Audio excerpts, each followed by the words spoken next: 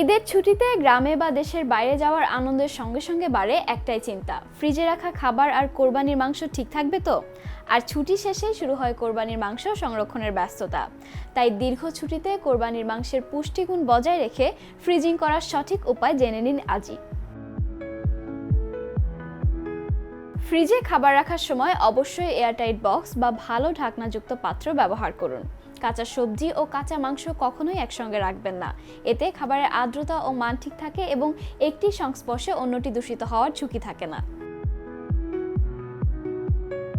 কোরবানির পর মাংসের গায়ে লেগে থাকা রক্ত খুব ভালোভাবে ঝরিয়ে নিতে হবে। রক্ত পরিষ্কার করার পর পানি ঝরিয়েই তবে ঢাকনাসহ বক্সে ভরে ফ্রিজে রাখা উচিত।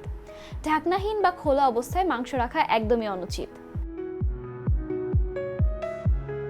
একবারে বড় স্তূপ না করে রান্নার প্রয়োজন অনুযায়ী ছোট ছোট প্যাকেট করুন। প্রতিবার রান্নার জন্য যতটুকু মাংস প্রয়োজন ঠিক ততটুকুই আলাদা প্যাকেটে বা বক্সে ভরে রাখতে হবে, কারণ ফ্রিজ থেকে একবার মাংস বের করে বরফ গলানোর পর সেটি আবার পুনরায় ফ্রিজে রাখা ঠিক নয়, এতে স্বাদ এবং পুষ্টিগুণ দুটোই নষ্ট হয়।